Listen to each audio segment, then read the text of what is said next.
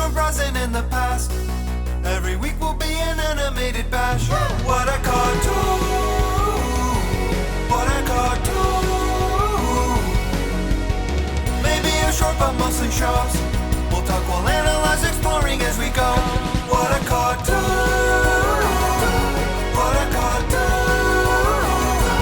What a cartoon! What a cartoon! Hello, everybody. Welcome to What a Cartoon, proudly recorded in Chainor. I'm your host, fugitive millionaire Bob Mackey, and this is an audio exploration of every cartoon ever. Who is here with me today? Henry Gilbert, and I don't bother with meaningless side quests. No way. And today's episode is the Amazing World of Gumball episodes, The Box and the Console.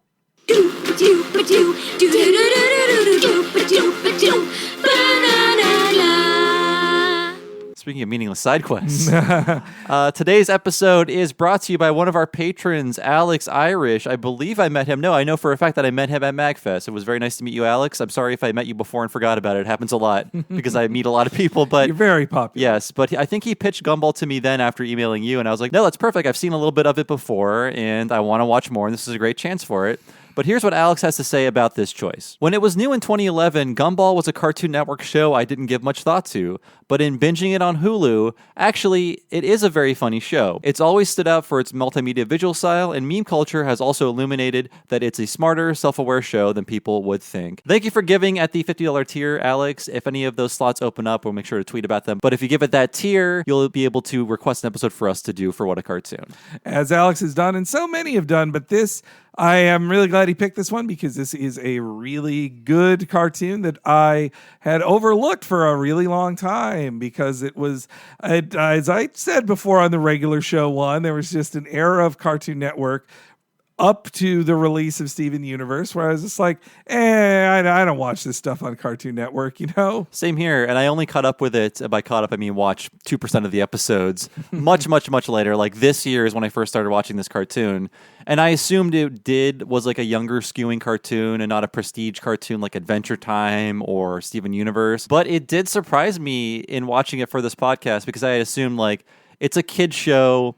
And maybe it's a kid show that you watch with your kid. You get something out of it. But upon watching it, I'm like, wow, there's a lot of subversive elements to this. There's a lot of really cool, like, fourth wall breaking stuff and a lot of stuff that we love because the creator is exactly our age. And it's 1 year younger, that son of a bitch. Don't like that. Yeah, it's aimed way more at us. I mean, I think with all of these... so many Cartoon Network shows that they pitch is like, this is for children. And by about 20 episodes in, they're like, okay, now we can make the show for me and for all my friends that children can still enjoy. And I think that's what Gumball really came into. I mean, it has very much the spirit of like The Simpsons and internet comedy in it and just a whole like generation of comedy we're all very familiar with. If you just watch the intro, like the 15-second intro, you'll assume it's for little kids. It's a fun, colorful show. But boy, it gets dark. It gets weird. It gets really deep into like personal issues amongst people. It's very cool. It's a lot about social issues between other people, and we live in a society kind of things, and also tons of kind of dark jokes about how like maybe your parents are both insane and shouldn't be together. Maybe implications like that are just also harsh interdynamics between a brother and sister sometimes, too. And a living goldfish with legs. Yes, and... a sentient goldfish with legs. And hyper meta, too. Like, in some episodes, extremely meta about one specific thing that happened behind the scenes for the show. Like, it's surprisingly indulgent in good ways. I watched about 30 episodes of it ahead of this. I had a little time. Wasn't that your Super Bowl Sunday watching Gumball? It was, yes. Yeah, all Gumball all the time. I love the animation style. I think one thing that does distract me just slightly in it or makes it stand out from the other Cartoon Network shows that are airing at the same time as it is its place of origin. And there is just a little bit more Europeanness to it than other shows. Yeah, let's get into that. So we normally talk for about 45 minutes about the history of the What a Cartoon subject. In this case, this is the easiest history I've ever had to do. I'm sorry, Henry. I did as much as I could, but it's the simplest history in the universe for any of these shows. It's sort of like, I mean, Rocko's Modern Life had more too, but it was like, that's Joe Murray's first show. He had some history doing shorts before that, but that's his first show. It's sort of similar with the creator of the show, a Frenchman named, excuse me if I get this wrong, but I'm pretty sure it's Ben Boquelet. Okay. Yes, Ben Boquelet. All right. We're just going to go with that for now for our pronunciation. I'll trust that. I took 5 years of French, and I can ask how to use the bathroom, so that's about as far as I can go. But a brief history of Ben. So Ben grew up in France and then moved to the UK, where he worked for the animation studio AKA, where he presumably mostly worked on commercials. So they're a sort of ad agency / animation studio that makes commercials and makes characters for things. And I believe they have their own little animated series in the UK now. How cute. They do so much. And Ben was a huge part of that studio. But he left for Cartoon Network Development Studio Europe, a very, very clever name. Yes, yeah. To help people pitch their ideas. And that makes a lot of sense because if you're making commercials, you're constantly pitching ideas to the businesses. Like, here's our idea for the commercial. Here's our characters we're going to use. Here's how we're going to sell your product. So he has a lot of pitching experience, presumably, and he'll help people pitch their shows to Cartoon Network Europe. That really makes sense that he is used to hearing an idea and trying to see how feasible it would be. And I would guess, like, at this time, Cartoon Network Europe is not really producing full-scale shows, more just like idents or like videos you play in between the American content. They've mostly only produced Gumball up until this point. We'll talk about more about what they've done later. But the history is this simple. He eventually pitched Gumball as a cartoon about a remedial school for reject cartoon characters because the characters in Gumball were all things he wanted to put in commercials or ideas for scrap commercials. They were just existing characters that would fit together or maybe not fit together in one world. So the pitch receiver became the pitch giver. Exactly, in this case yeah. For Ben. It's pretty sneaky, Ben. The thing I like about Gumball upon watching it is that nothing seems like it fits together. Like animals are interacting with humans. There are inanimate objects. There's fake claymation, CGI, fake traditional, puppets. Fake puppets, traditional animation. Like everything, every style and every type of character and every type of drawing is just in this show. But somehow it doesn't hurt your eyes. Well, the feel of it, now you mentioned the commercial thing. The feel of it really reminds me of so many of the Cartoon Network idents you would just see of like, it's the Cartoon Network town where all the Cartoon Network characters are hanging around. And which were a lot about like computers manipulating new and old footage to show, Buttercup talking to Ed, and then Johnny Bravo drives by, and then they all laugh at like Magilla Gorilla thinking that he's on their level or something. Get out of here. No one remembers you. So eventually this was reimagined as a domestic show because I think the network thought a remedial school for cartoon characters sounds depressing, like a bunch of losers. Yes. Yeah. I mean, ultimately, there are a lot of losers in this show, but they're lovable losers. The best kind of loser. And Ben is a huge nerd of our age range. Actually, we were born in 82. He was born in 83. Okay. So I haven't had a TV show on the air for 7 years. What's my problem? I mean, that nerdiness comes through in every frame of the show. Yes. Like, it's full of references to just about everything we all grew up with, though I guess from a certain French perspective on it, which is just a little bit different. A little from skewed, us. a little different. But I will say, like, if you're our age or if you're Ben's age, which is relatively the same, you will definitely get an awesome vibe from the show because especially in one of the ones that we're doing today, it's all stuff that we grew up with. And in Ben's case, like, France loves anime. They love manga even more than we do. We're just catching up to other European countries in terms of liking those things. Well, I side tangent about France and its love of the Japanese comics and their anime. It's a real mutual admiration society because Japan has a long association with France. There are a ton of like Francophiles in Japan. They really love the culture and all that. So to see that France could also be like, oh, your comics and art are amazing. We will have this brought over here. We won't butcher it. We won't heavily localize it. We'll constantly give art awards to fucking Katsuhiro Otomo or whoever. Like, definitely France celebrates celebrates art better than a lot of other countries, I think. Like sure. You hear so many times about cartoonists getting shown in the Louvre. Yeah, I mean, well, their comics movement was not cut off at the knees by awful Puritans in the mid-century, so... To make it only superheroes, and that's your only vision of comic books. And again, we're just catching up with other countries because of that, too. It's just like, how about a comic about a guy that cooks food or like a serial killer or something? I like when amazing French artist Mobius, when he finally gets to work in America, the only thing Marvel would let him do is like, well, okay, we'll publish. We'd love to work with you, Mobius. You're so famous. You're doing Silver Surfer. That's what you're doing. Yeah. It still has to be a superhero. That's all you can do. Those cool space adventures. But yeah, so Ben, like tons of references to anime and manga and especially video games and internet stuff. Just like I feel like this is my voice in a more French accent, maybe echoed through this television show. I like this show. Yeah, it's interesting to see all this game stuff because I am almost completely worn out on the idea that comedy is doing a video game reference of just saying like the cake is a lie, but that I'm sick of. But this episode, even the first one of them, even has an extended portal thing that is actually just funny. Yeah, I enjoy the specificity and that no one questioned it. Like we're gonna make a portal joke, we're gonna make a Final Fantasy VII episode, and no one is like, "Will anyone get that?" Because it doesn't matter. Yeah, the 7-year-olds watching might not get it, but those things are universal. The tropes they're making fun of, I think, are universal. I wonder what kind of executive oversight Ben has compared to traditional Cartoon Network system. Like if does he only go through the smaller bureaucracy of Cartoon Network Europe and then just gets to make his shows? I wonder. I wonder too, because it seems like the show gets away with a lot more than things like OKKO can get away with, or regular show. The character of Gumball does a lot of like mean, violent things that I feel like I've heard they aren't allowed to do on regular show or Steven Universe or OKKO. And butts. So many butts. Europeans have a much more open mind about butts.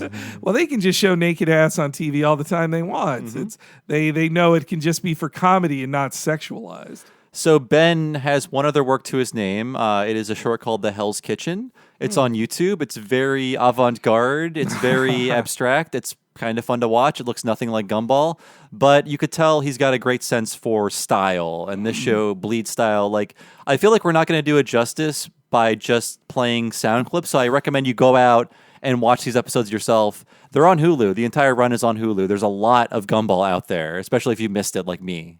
And they say the next season is the last, but we shall see. He is stepping away after the 6th season, which is currently happening now. Yeah. But he's still young. He's got other shows to make.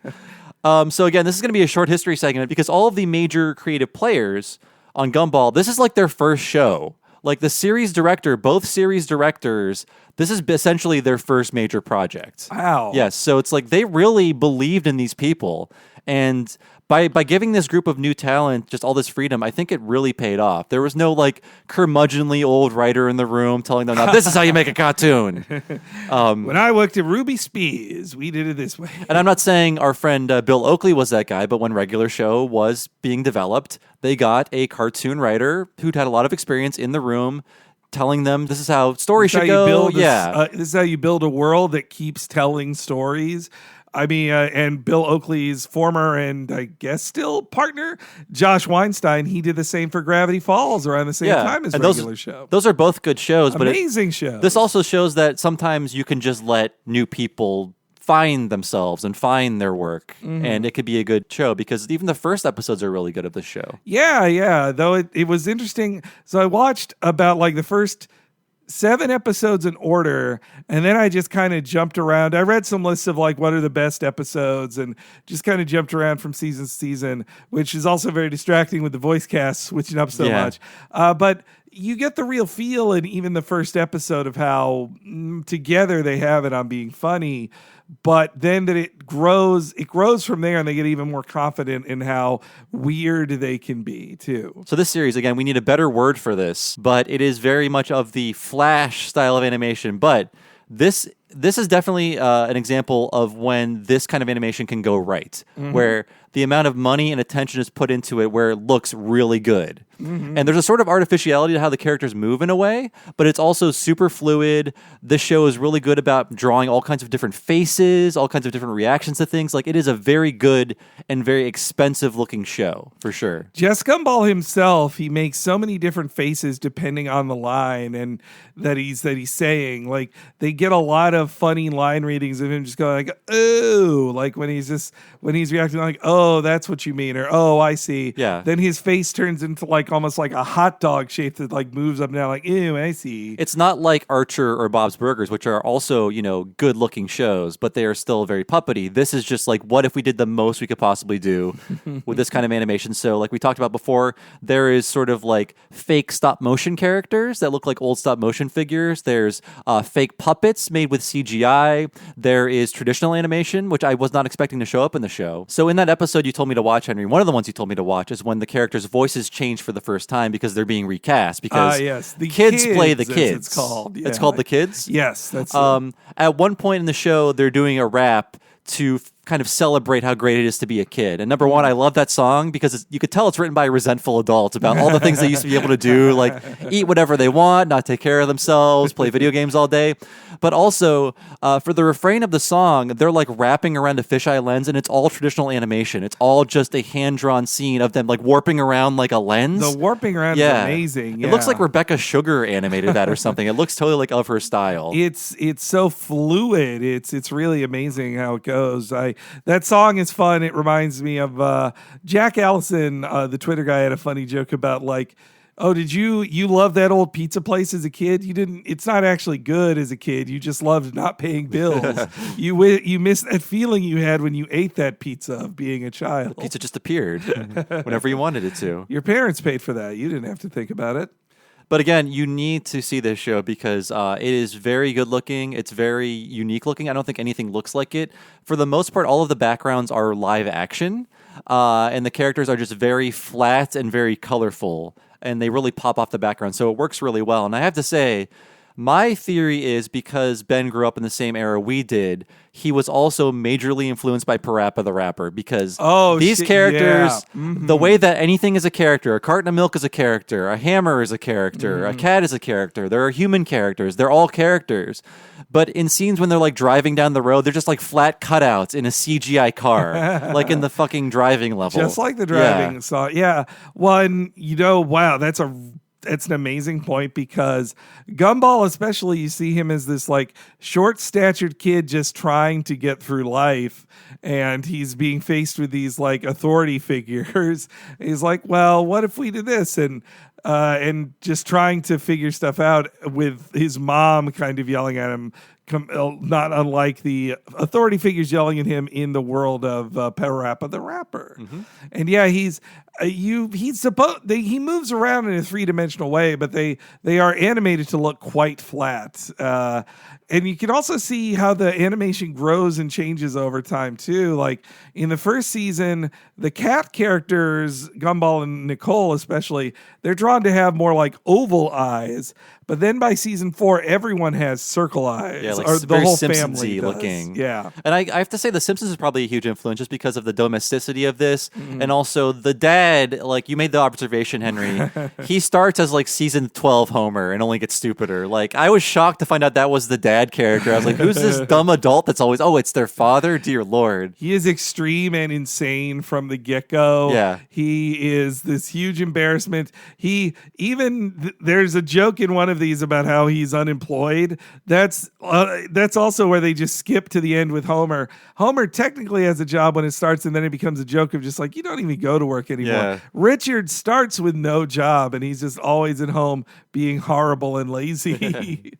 And the mom is really cool in this show too. She's so great because she's like very alpha, and it's a fun pairing with Richard, and there's a great episode called The Choices that explains why they would ever be together. Partially it's because she lives in a town full of awful men, and he's one of the better choices. I have to say, Ben named the characters after his family. So his mom is Nicole, his dad is Richard, and his sister is Anais or Anais. Anais. Okay, I've never heard that name in my life, and they don't say it in the episodes I watched. They scream it in a couple. That's also why I kind of wanted to watch enough to hear, like, I got to hear them say Anais a lot of times because it's good to know it's based on his sister, because at first I thought it was like, is this how they get an anus joke in the show? That they give her a name that sounds like anus? Hey, there are real French ladies that have that name. I am sorry to all the Anaises in the world. It's a lovely name. It probably sounds nicer in French when you say it with a French accent. But there aren't a lot of voice actors to talk about because they're mostly unknowns, but they're very talented. And I believe David Warner is like the one celebrity voice actor. He's been in like 2 episodes, right? Ron Perlman is in a couple as well, but that's really it. I mean, it does feel a bit non-union to me, I will say. It does feel a bit European to me in that there are clearly people faking American accents on this show. Oh yeah, definitely that too. Though the lead kids, or at least a few of the lead kids, they live in America. Yeah. Though some of the Europeanness that snuck through in the show for me in one of the episodes I watched was Gumball is, cheering for his girlfriend Penny from the audience, from the stands where she's a cheerleader. And then he goes, woo, Mexican wave. And then he does the wave. Only Europeans call that the Mexican wave. It has always confused me. I like heard it in wrestling videos from like OSW Review and Matthews Botchamania, friends of the show. And they call it the Mexican wave. And to some Americans, it sounds like, that sounds racial in a weird way. What the fuck? And it apparently just comes from like, so Mexico and America just do the wave from audiences, which, to explain it, it's the standing up and raising your hands, and it all kind of cycles around the arena at sporting events. Europe had never really heard of it until in the 80s there was broadcast a soccer game from Mexico against some UK or European team. I don't know soccer. I don't care. But the point is, it happened in Mexico, and Europe, the audiences see this and they're like, that's the Mexican wave. We're going to start doing it. So when it catches on in Europe and they start doing it at sporting events, they call it the Mexican wave because it came from there. Weird. All that to say, when Gumball, who is, I believe they're all supposed to be read as American in the show, when he calls it Mexican wave, I'm like, that's your Europeanness sneaking through there. They're always talking about lorries and Lou's.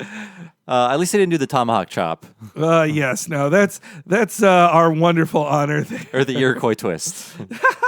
But yeah, like I was saying before, it's quite not as mature as the Prestige shows, but like I said, it has a real like darkness to it, and that I was not expecting from a show this colorful and with an opening that twee. It takes you by surprise, and like every time I would watch it and settle into like, oh, this is a kid's show, then something would like grab me, like, oh, this poisonous snake just bit someone, or Gumball killed this milk carton guy who's bleeding out all over the screen. And they're all treated in the Looney Tunes style, like they're fine by the next one, but the next scene, another of my favorites of Gumball killing someone is that I think multiple times he pops the balloon kid Alex. And then another time, I believe the episode was The Spoiler, where it's a very funny concept where they can't afford to see a horror film the opening weekend, so they're going to have to see it the next weekend. And they're trying to avoid spoilers from all their friends, and it's going very hard. And the kids at the table want to keep spoiling it at lunch, and one of the kids is a sentient piece of toast, and Gumball just bites his head off, and everyone acts like they've watched Gumball murder him, and they're just like in stunned silence. I think they're allowed to kill the non-human or animal characters at free will, which is like, I don't see that on other shows. It's like the sort of Ren and Stimpy style violence I'm missing. Also, lots of gross out humor. Again, I think it's more of a European thing now. When we had the edge in the 90s with all the butts and the farts and the boogers, like there are so many butts and farts and like body jokes. Vomit. Yeah. A lot more gross. I mean, there's very gross description in one of the episodes we're doing today. Oh, yeah. I got the entire cliffhanger. Don't Oh, worry. yay. You can take your headphones off. It's fine. But yeah, no, yeah, they get a lot grosser. They just draw a butt on Richard or other characters sometimes, like how a Ren and Stimpy character, sometimes this doesn't have a butt, and then other times they draw a butt on them. If it's funnier, there'll be a butt. It's usually funnier. I also like that Gumball, the boy, has a very like media savvy view on the world. Like he's like, oh, well, in a movie this would happen, or oh yeah, we all know this story, or he has heard of most things and can then look directly at the camera sometimes and say, that would be a bad story. We're not doing that. That happens in this episode too. Yes. Like, we're not going to do this, Joyce. He's always like, all right, no, we've all heard of this, or the one of the first jokes ever in the show in the first episode is him being like a real stinker to his mom, just saying like, well, you chose to have kids, so if you don't like me, that's your fault. So there's not much more to talk about with the history of Gumball. We've covered it basically. It's a great show. It's in its 6th season now. It's all on Hulu. It's been great since it started, and I recommend that you watch it. So Cartoon Network Studios Europe has another series called Prince Ivanhoe, a parody of Ivanhoe, the famous novel. What? It started in 2017 and is created by some Gumball animators. It looks just like Gumball. Wow. And it's produced in Denmark, proudly produced in Denmark. Holy shit, I've never heard of this. It looks really cool and really cute. It's about Ivanhoe is a deer, of course, and he goes on adventures. Very and clever, yes. It looks exactly like Gumball, and that's fine because I love how Gumball looks. Yeah, but that is their only other product to this day. Wow, that is surprising. I mean, I guess I could also see Cartoon Network of Europe doesn't have as much budget to make a ton of shows at once. I'm honestly kind of surprised they had the budget even for this show. I think they're putting the budget of 3 shows into Gumball. I wonder, well, because those voice actors, again, pretty cheap seeming. They're all great. I think the adult voice actors are all really good, but they're also like, they do feel kind of Mexican non-union equivalent. I don't know, goes. with like socialized healthcare and everything in Europe, I don't know how important unions are for them with protections built in, but also you say there's a non-union feel to the show. I do want to say that you notice this too, is that every episode has like 6 writers. Yeah. So I feel like they're crediting everyone who contributed to the episode as the full writers room as the writers. Yeah. If you go back to like most of the cartoons we've talked about, there's one credited writer, and then producers are listed elsewhere as people who helped. But one person gets the credit, one person gets the Emmy. That's how it usually works. That's the Simpsons system that really codified in at least primetime cartoons in America quite well. It's also different accreditation from Cartoon Network. Like, for example, current shows OKKO, Steven Universe, regular show, Craig of the Creek, they label the written by is the boards artist, written and boarded by, and then it's usually the 2 people who boarded the episode. That's how they do the written by credit. So this is very different from that on Gumball. Yeah. And I'm curious what leads to that different choice in accreditation between the 2. I do think they handle the changes on the show very well. Like even making... This has been the pain of Charles Schultz cartoons and all other cartoons where you cast children. We talked about it on our Hey Arnold episode. Boys especially grow out of the voice and usually have to be changed. In Hey Arnold, they were just like, hey, the kids, it's a different Arnold. Deal with it. Helga is the same forever, though. She's that's why that actress is a keeper. But and it usually is that way with girls. They can affect that voice better. It's actually very different. That Zach Callison stayed as Steven Universe the entire time, or same with the voice actor for Finn on Adventure Time, but usually boys are recast when their voice changes. We're recording this in the middle of Kingdom Hearts 3 Mania, by the way, and Haley Joel Osment still doing Sora somehow. We'd all be sad if he got recast, even though you just have to accept. I don't care for that Mickey Mouse. I just don't like him. He'll never sound like Mickey to me. I think they could find a better Mickey than that guy. I think the guy who played Mo Howard, who does Mickey in the crazy Mickey cartoons, is a better Mickey than I agree with you. Than current Mickey. I mean, it also, the guy can't do a vanilla Mickey impersonation now because it just sounds like you're faking the Wayne dude. Allwine, yeah. Yeah, who we grew up with. That's how it is to my ears because I had one Mickey for 30 years of my damn life, and now he's gone. This is also getting off topic. I don't care for their new Scrooge either. You know I haven't why? heard that. Oh, yeah. He says, "Bless my bagpipes, you son of a bitch." It's "Bless me bagpipes." But he's a true Scot. He's an actual real Scotsman. I don't think they got that guy for Kingdom Hearts 3. I think it's another guy. I haven't heard this Scrooge. In Kingdom Hearts it's the stand-in Scrooge. I like the new DuckTales Scrooge is a real Scotsman and a good Scrooge, but okay, all right. So it wasn't David Tennant. No, in the, it's somebody doing an obviously it's Alan not Young David impression. Tennant in there. Yeah, of course. No, I don't like that at all. No, they screwed up. But Gumball. Yeah, no, the Gumball voice actors, when they change it in character, both in the episodes, the kids, and then also so they do it as a full episode in the kids, as kind of like a farewell to their voice actors, especially for the main guys, Gumball and Darwin. It's a great episode. Then they do another episode called The Copycats, which I don't know if you checked that one out. I haven't seen that one yet. It's great. I had to read a whole article to understand how good of a subtweet the episode is. So in China, some company 1000% just ripped off Gumball and remade like jokes from the first season as a kid who's a goat with a goat mom. Oh my God, really? Animated in the same style and everything. They just redo the jokes. So in this episode called Copycats, Gumball goes to the grocery store and runs into a goat kid who says and does everything he does and who has a frog brother who looks just like Darwin, and then they meet the whole family who's animated the same too. And they're just driven crazy by these copycats, and they even go to the website that hosts their Chinese shows, and they're like, they also laugh. They make a joke about how Anais is not replicated on the show, and they think it's because on a Chinese show you're not allowed to have a female daughter, or you're limited in children. Oh, that makes sense. Yeah. So it gets actually really dark, and they kind of murder their copycats by the end of the episode. And then they have a funny joke where the kids, the boys say to each other, "Oh yeah, like no one could replace us," and then they glitch briefly. And then they have their new voices, and they start talking with new voices. That's amazing. God. I love jokes like that. I just like how this behind-the-scenes stuff can spawn entire episodes, and they're allowed to do it. They're allowed to acknowledge the bootleg version of themselves from China. That's so great. And David Warner, one of their only guest stars, who I love David Warner. He has the perfect voice. He's the best part of The Secret of the Ooze. Absolutely. He is one of my favorite voice actors on Batman the Animated Series, on Gargoyles. Freakazoid. In Time Bandits, he is an amazing villain in that too. And definitely I could feel like they cast him because he grew up with Time Bandits and all those cartoons too. Ben did. And so when they give him a nemesis, they give Gumball a nemesis for about a whole season.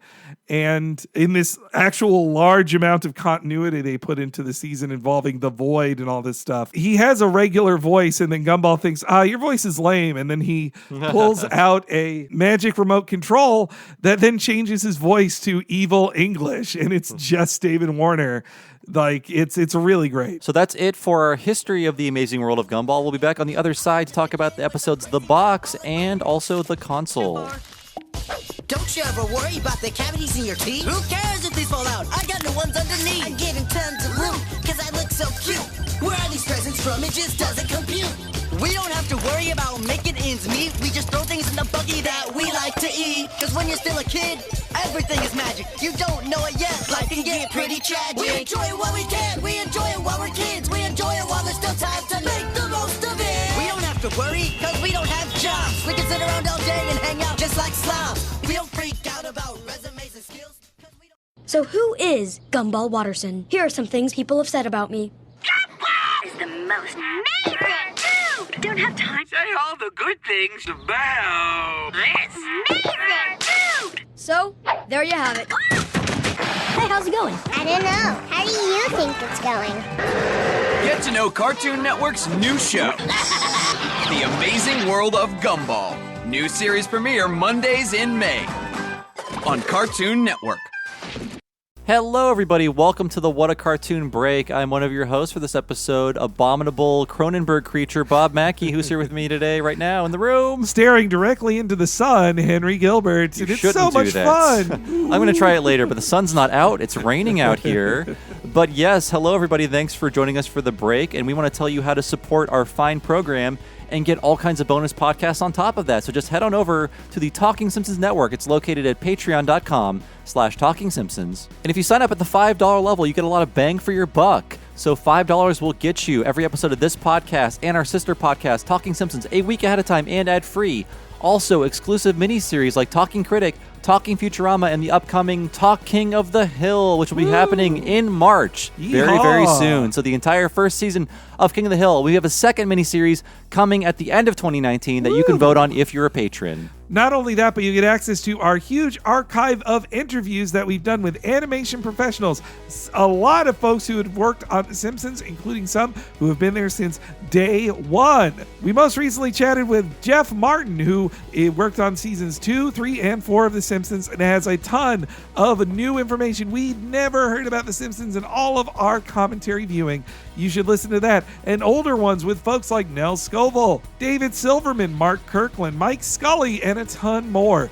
All of that is also part of your $5 a month subscription. Yes, and we have a newer $10 level. So previously, if you sign up for $10, you get access to a monthly video. We did things like deleted scene specials for Talking Simpsons. We did things like going through all the Simpsons shorts from the Tracy Ullman days with our commentary. But now, because you guys want to hear podcasts from us, we switched out to a special movie podcast called What a Cartoon Movie. So far, we've done things like Batman Mask of the Phantasm, Akira, Kiki's Delivery Service. This month, we did a Goofy movie. And next month, who knows what we'll do, but it will be decided by patrons.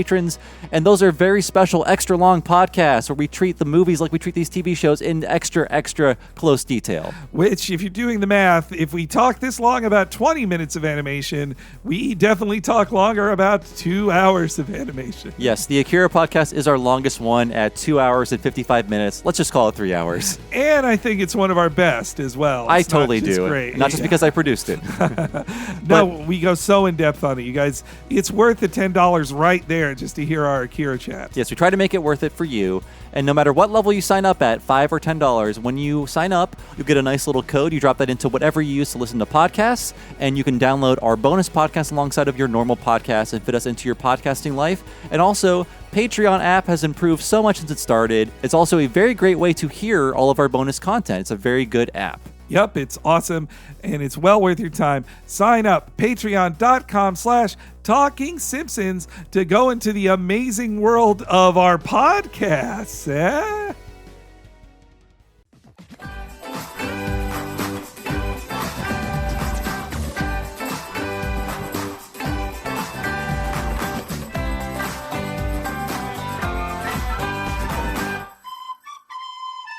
So we're back, and the first episode is The Box, number 1. These episodes are mislabeled on Hulu. Somebody at Hulu is asleep at the switch, so The Box is labeled as The Matchmaker, and The Console is mislabeled as The Box. Those are names of other episodes. They just got jumbled in whoever was writing up descriptions. Well, they named The Matchmaker twice. So there's the episode The Matchmaker, and then the one next to it is also The Matchmaker, which then moved down The Box to take over The Console. And The Console just does not exist. Its name does not exist on Hulu. I was like, where is The Console? Every episode is here. But yeah, so it's The Matchmaker, and then The Box. I like the naming convention of most episodes are The Blank. The even choices, which is The Choices, even a plural like that.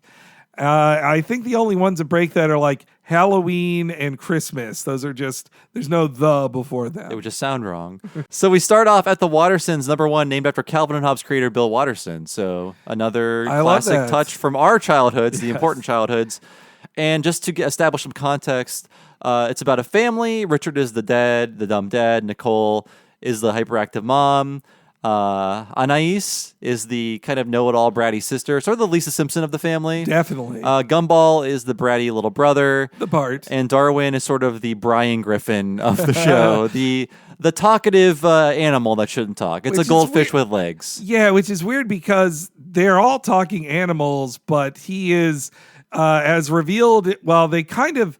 So they play with it a while on the show, but in season 4, they do a 2-parter called Origins, The Origins, about how Darwin went from a regular ass goldfish to a child with legs and arms who just hangs out and got adopted by the Watterson family, which is that's really cute to me that they're like, oh, our Goldfish became a real boy, we'll adopt him immediately. That just happens in this world. Well, and also you see in the Choices episode, not to also talk about our generation, Richard is our age. Like they portray Richard okay. when they show him in the flashbacks, he's wearing grunge outfits and like a NoFX shirt. Like that's how fucking aged he isn't. I do have to watch that episode, but this episode is called The Box, and it's all about a mysterious box that shows up, and Gumball wants to open it. And everyone else has their own box opinions. Opening other people's mail is a crime. Oh, why is there always a law against everything I want to do? Because the last thing you wanted to do was move into the supermarket so you could eat for free. If the food enters your body and exits it while it's still in the supermarket, it's technically not stealing. Come on, am I the only one who wants to open the box? Opening other people's mail is like staring at the sun. The more people tell you shouldn't do it, the more you just gotta. Richard, we're over here. Oh yeah, sorry. Now, kids, there's plenty of fun things we could do to take our mind off opening the box. Just think outside the box. Play some music on the boom box. Maybe go watch a boxing match or just open the box. Open the box!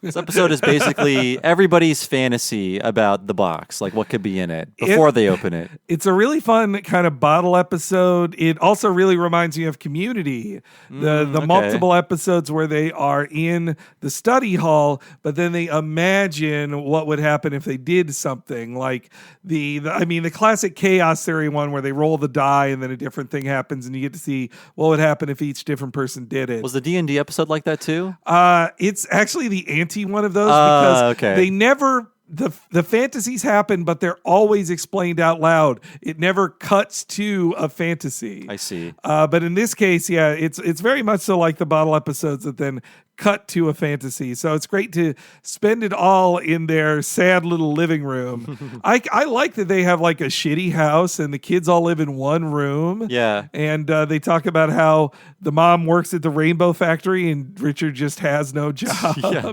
And it's funny, though, I mean, it takes place in their house, this whole episode, but they also have these elaborate fantasies with many different sets and special effects and tons of characters and stuff. So it's not like they're saving money. No. With this imaginative box episode. I also like to think that Richard is always blind from this point. Yeah, He's always been blind. Again, that's a dark joke. Your father is so stupid, he stared at the sun until he went blind. And he never sees any of you. And it makes it, that was one of the first butts I noticed in this one. When he turns around thinks to look at everybody, you see the way his tail is like squeezed between his butt cheeks is very cute. That rabbit's got a huge ass. So Gumball's fantasy comes first, and he wants it to be a portal gun, very much of the video game Portal. In fact, I believe it's the orange and blue portals, too. And drawn to look like the gun in the game. That too, well. yeah. And he has many fantasies, including teleporting garbage outside. One that I feel that is very conspicuously similar to something we just watched for Talking Simpsons from the Fly vs. Fly episode. It's Gumball basically shitting into a portal while playing video games with Darwin on the couch. Yeah, it's the same. There's actually another joke in the next one that I'm like, this is a Simpsons joke too. There are a few times when I watch those, like, that seems like a Simpsons joke, just straight up. And we'd give Family Guy shit for this. So I feel like it's only fair to be like, hey guys, Simpsons did it. But I feel like if you're having portal jokes in your kids show, you're going to go to using the portal as a bathroom immediately. Oh, for sure. Yeah. These portal references too, they almost feel nostalgic in a way now. As well. Like, because the game was an 2007 game. Like, that was a long time ago. Stone Age. Making a reference to Portal in 2016 is the same as in 1997 making a reference to like Mega Man. It's the same agedness. Well, it goes beyond that to just Gumball doing what you do in Portal, which is jumping into a hole, like sort of hovering in and out of two holes that are next to each other. That's basically him getting around without walking. Using the centripetal force to keep doing it and keep moving. Like that's very, and I like him dropping the garbage on that poor unfortunate man. That alien kid or whatever? Yeah. Unfortunately, his fantasy has a dark end, so he goes to see the doctor. And the doctor tells him that teleporting so much has affected his DNA, and that there's a 99% chance he'll turn into a cyst-like pile of flesh with tongues where there should not be tongues. And Gumball takes that as a good sign that there will be a very small percent of a chance that he will get superpowers. Yes, which also in that Treehouse of Horror episode is what Bart thinks will happen if he teleports with a fly. God. He also thinks he'll get superpowers. Okay, now they definitely ripped it off. But it's fine. This is also fun. Well, I like that they kind of... It starts as a Portal reference, which is when it transitions into into being a Cronenberg fly reference. It flows well. And in this next clip, Gumball turns into a Cronenberg. Oh God. Hey, dude. Whoa! Looks like you've been teleporting a lot. Whoa, what's that? I've been trying to get superpowers. I wanted to fly, so I took a bird through the portal. But instead, now I can lay eggs. Then I tried to get invisibility, so I took a chameleon through. And now I can lay chameleon eggs. And then I tried to get super jump, so I took a frog through. And now you can lay. So I decided to take something that couldn't lay eggs, and ta-da! A laser pointer. Did it work? Sure did. Check this out. Laser vision!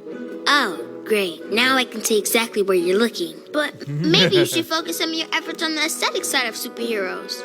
You know, maybe look a little less like that.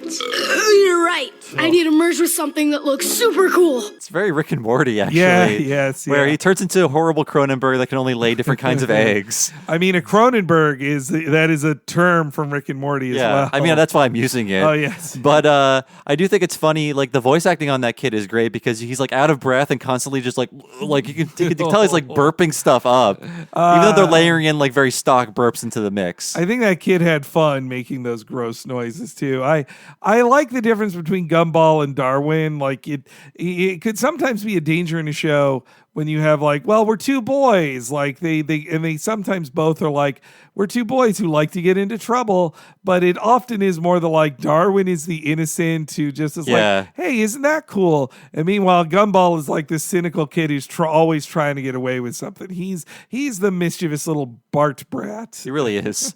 And Gumball's final transformation is that of a cockroach, and it is very much the Jeff Goldblum fly, where he is just vomiting on food to melt it down to eat it.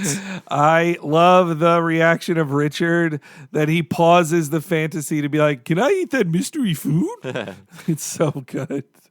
I love how stupid Richard is. Like he's great. And he's drawn as like fat and disgusting in so many, like when he's in his underwear, he's very gross. He's just so stupid. There's another one called where it's all like a fake ransom thing on a bus, and they all call each other Mr. Yellow, Mr. Pink, Mr. Brown, which are the primary colors of the people who are calling each other that. Like Richard is in disguise as Mr. Pink. But it's also Reservoir Dogs reference, too. There's also a joke about Richard in one of the episodes where the family is relocated, and they're going over all the times the family's been arrested. And it's like, Richard, you were arrested for public nudity, and it's him at the pool, and he walks like around the corner, and he's in a bathing suit. And a woman starts screaming, and he's like looking down, and she keeps screaming. He's like trying to cover up different things. He's not sure what to cover up, but he's not naked. She just keeps screaming. It's a great joke. Oh, that's great. I hadn't seen that one. So Nicole, the mom, wishes it was full of money. And this gives them various money fantasies. Gumball wants to take a submarine to school and also to buy water to make a route for the submarine to travel through. This shows all their different priorities. Like, so Gumball just wants it to be a fun toy to play with and create mischief. Nicole wants family security, but also I think a reason to kill, I think as well. I think she thinks the only thing that will bring her family together is being chased by a madman, a hitman madman. And she gets very violent in many episodes. There's many jokes where Nicole just like flips a switch and starts to beat the shit out of somebody or nearly kill them, often in like kind of a motherly defensive, Sigourney Weaver type of violence. There's one episode I pointed you towards with a full anime battle by Studio 4C, and they wanted Studio Trigger to do it, but they couldn't. Oh, that's too bad. I think it was too much money, frankly. I mean, Studio Trigger has done stuff with OKKO and Steven Universe, but hey, if you can't get Trigger, 4C is almost as good. Yeah, I wouldn't say no to 4C animation. I wouldn't either. So yes, part of this fantasy is that a hitman is after them. It's basically No Country for Old Men. Like 100%. There's a tracking device on the money. A very Anton Chigurh guy is after them. So at first she runs them off the road, and of course, just like in the movie, they stay in a crappy hotel, and of course he finds them too. And he breaks in, and it's just a long chase. And it's the same type of tracker as well. The very 1980s money tracking device that they use in No Country for Old Men. So this guy is chasing them in a car while they're running away on foot. I think I know how he's tracking us. I'm sorry. I'm just so scared. What the? Not that. Yeah. There must be some kind of tracking device in the money.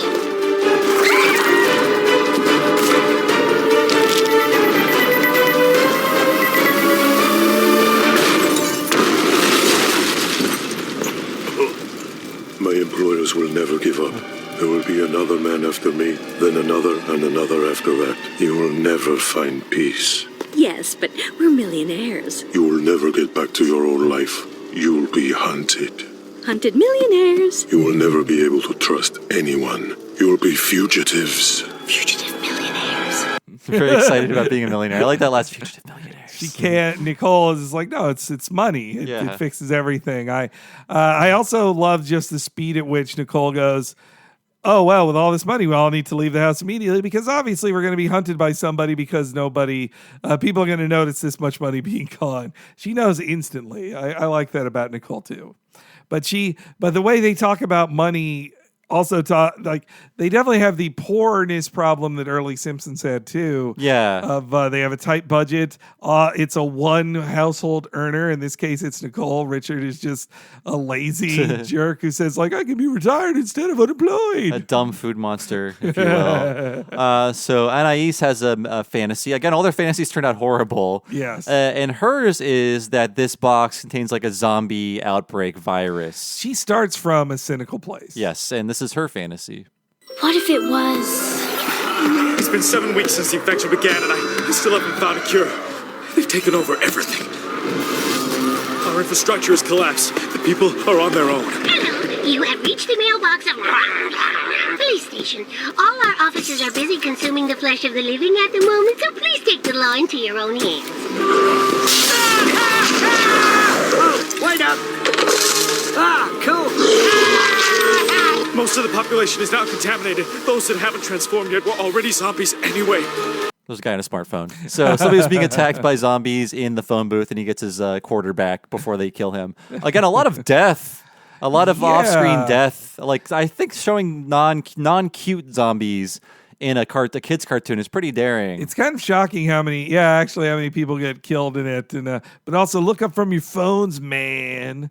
There's also a good joke about the split in half zombie, which reminds me of how usually the same amputee actors get cast in all these zombie movies to play like the torn apart zombies. But no one is talented enough to be just legs. No, that takes some special effects. But in that Dawn of the Dead remake from 2006, the speed at which they're able to, like, with practical effects, move that one guy that one actor who does not have legs and who chases after somebody with their arms, so terrifying. And I give it to Gumball too that their animation style can capture modern horror with its like lighting and first person and camera moves, yeah, and like almost the post Blair Witch kind of cinema verite, as they would say. Yeah, with somebody sort of giving their last account via video camera and stuff like that. So an audio log from a video game too. Yes. There's also a nice touch in that the entire Earth becomes infected and it's trying to bite the moon that's revolving around it. I love that. That was so cute. The moon is very worried.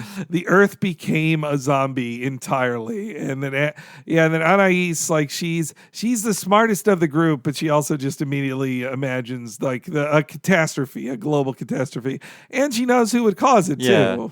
Richard thinks the hypodermic needle they get in the box is a squirt gun, and that's what causes the zombie outbreak. God, squirt gun.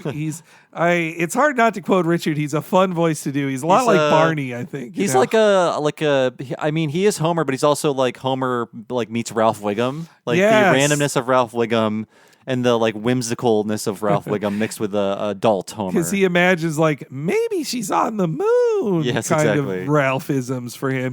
He wants to imagine wondrous things because he's positive but also very unintelligent as well. And speaking of Richard, his fantasy is pretty cool. He imagines himself as an action hero, and basically his fantasy is a cell phone is in that box, and when he answers it, he is activated like a Manchurian Candidate. And this is his story. Yes? Lazarus. Scientists have inserted an implant allowing you to use the capacities of your brain at 100%, making you the ultimate weapon. We will now erase your memory and place you under a false identity until it is time for your mission. Your activation code word is Lazarus. Lazarus. Your mission is to save the president. Please hang up. This phone will self-destruct in 10 seconds. So this is all action, which is why I didn't capture it, but it's so cool. It is so stylish. It's so great. Like Richard, so he's driving, listening to the phone. He throws it. Actually, I think he holds on to it to throw it later at the bad At guy. the very end, steps out of the car. The car blocks the rocket that's launched. He then turns around and throws it over his shoulder to blow up the bad guy. And it's all happening in slow motion as the camera is like moving too. It's I think that's from the step out and the car keeps moving behind you. I mean, definitely Morpheus did that in Matrix Reloaded. He's like taking off his seatbelt too as he's getting out of the car. Yeah, maybe that's from Bourne Identity as well. I know. I mean, the activation of a sleeper agent is a very Bourne Identity thing as well. Though the 100% of your brain is more like from Limitless, yeah. Or Lucy. Do you remember Lucy? There are so many movies now that have that premise. I love in Lucy that it was like, well, what if Scarlett Johansson got 100% of her brain? Well, she has psychic powers and can she's a god on her. Also, this movie's racist. Let's add that to it too. Oh, sure, of course it is. But okay, so Richard, what I love about this part is like when he finally gets to the terrorist or whatever who's trying to attack the president. All of his attacks are just like little kid attacks, like just slapping him all over, like spanking him. I love that joke. I think it's like a dual joke about how they are only allowed to be so violent when they recreate kung fu. There's a lot of episodes where they recreate a kung fu fight. There's another one where they're battling over the TV remote, and Richard and Nicole have basically like a Jackie Chan style kung fu fight where they're like, you want it? Come and take it. Yeah. Type thing. But then it still is like a little slap fight of like slap, slap, slap.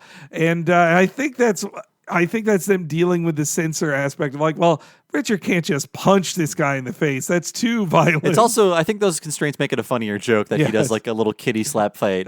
And rips off his goatee, he pinches his nipple. Yeah, and then spanks him. But this next joke I thought was so hilarious, and I can't believe they went there for this joke. I love it. Yeah, it's actually, like he's like holding the president. It's like, you're safe now, Mr. President. And then they sort of lock eyes, and he goes in for a kiss. He embraces him and just gets closer and closer. I feel like making a character inexplicably gay was an early Simpsons trait too. Like Homer would just be gay, or Bart would be gay. Bart would be like, well, I know how to walk in high heels. Do. And like Nicole does not question this fantasy at all about him making out with the president. She's probably heard this fantasy multiple times, perhaps even in the bedroom from That's Richard. true. You know? We don't know about the role playing where she plays Reagan or something like that. It is a rather Reagan-y president there too, I have to say. It really is. In reality, Anais points out what would really happen. His phone would explode. He'd beat up the president and try to kiss a terrorist. So he couldn't take his seatbelt off smoothly either. Yeah, his kissing of the terrorist. It's all I love that Richard is so stupid that the kids can't even accept his fantasy. Yeah. They're like, even if you were activated by Lazarus, you'd still be too stupid to do it. You'd still screw it up. We all think you're a joke, Richard.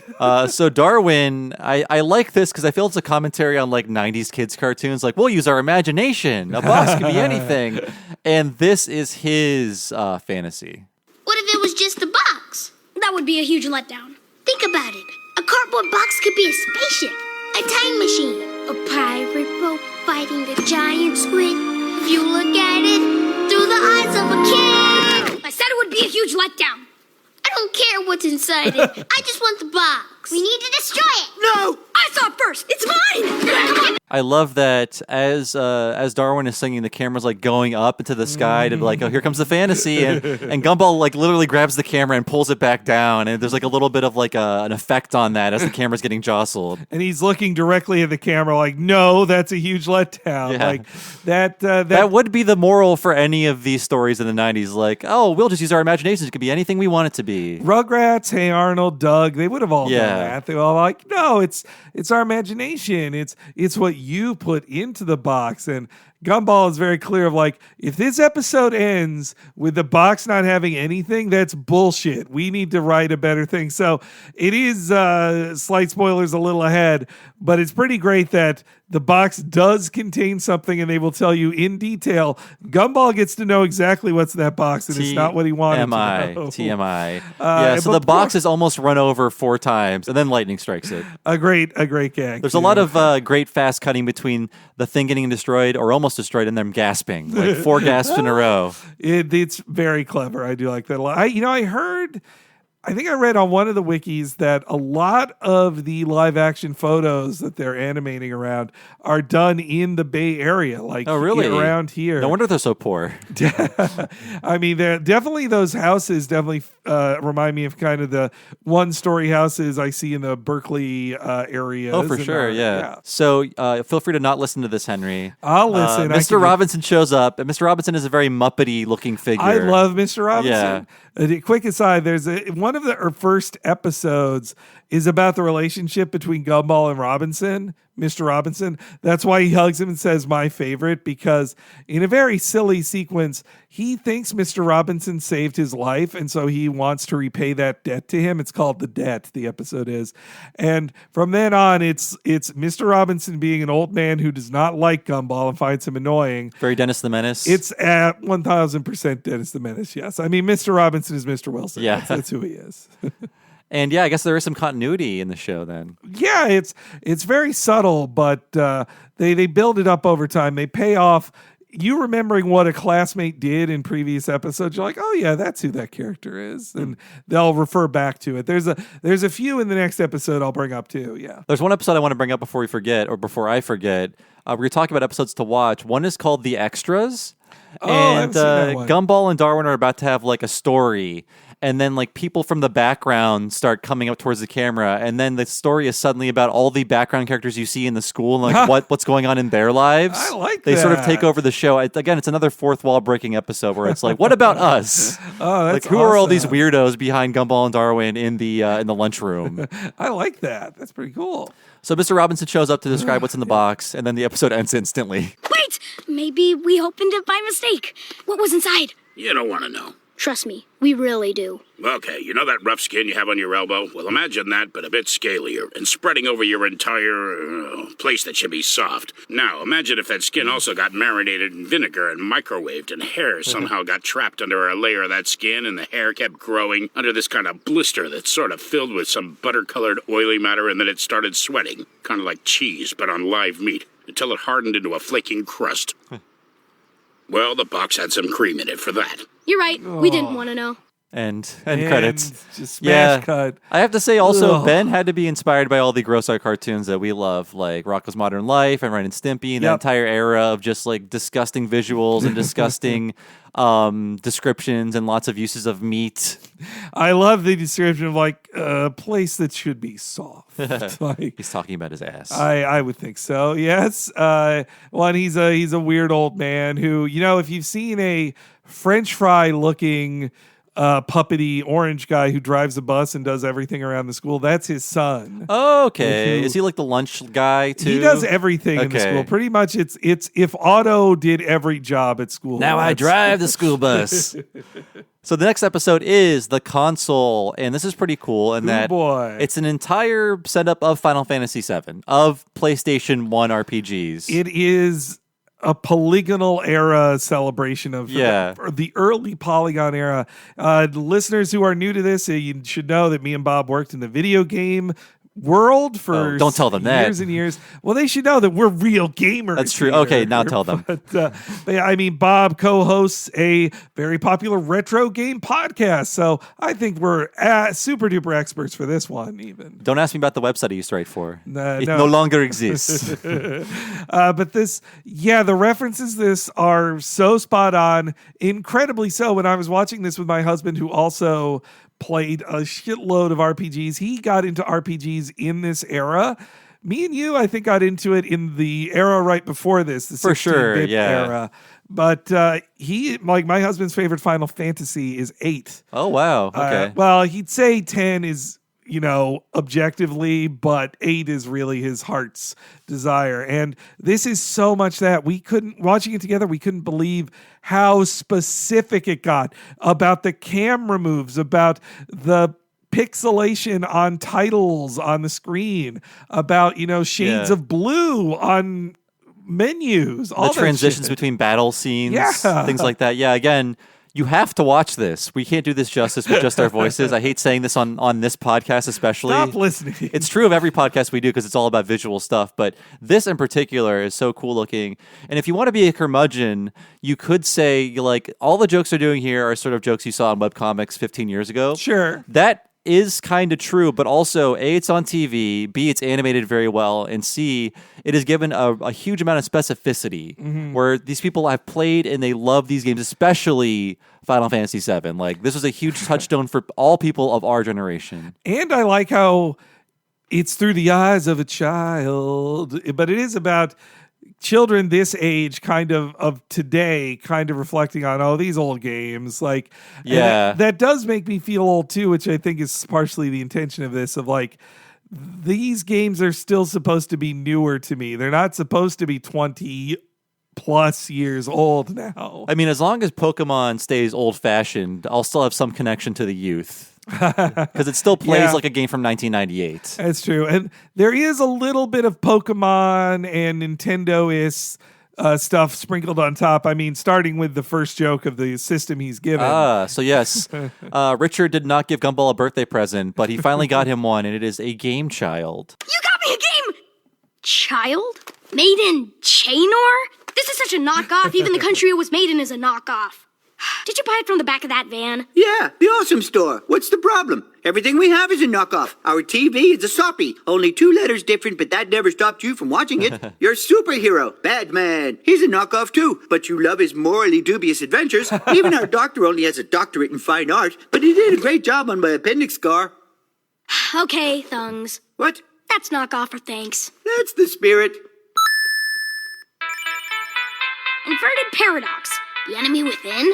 JRPG titles never make sense. They're just random words thrown together. Fashion equivalent would be wearing a Hawaiian shirt, ski boots, and a top hat. Yeah, actually, that does explain how the characters normally look. Again, we are playing... Okay, it's number good. I know what you're going to say, Henry. It's a Sorny. Yes, that is Magnet a Sorny. Box Sorny? It's, instead of a Sorny, it's a soppy. Yeah. Like, that's a Simpsons jokes, guys. I'm sorry. Especially maybe it was translated differently and they didn't know. I guess, but they have to do a different thing than Sony. Sony or Magnavox are the exact brands joked about. Find a different brand. I also think Sorny is funnier.